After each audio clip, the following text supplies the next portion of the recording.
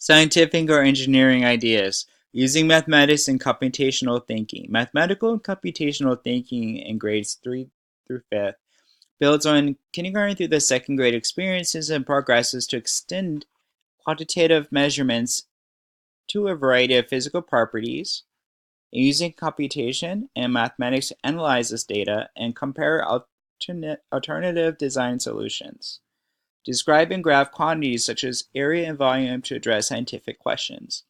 These could be used for, describing how much water is remaining in an area, how much water would be needed to sustain a population in an area.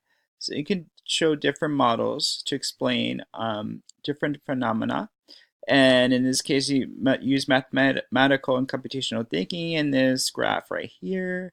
We have cumulative percentage of land, and we show the depth based on 0 is the surface water and going all the way down.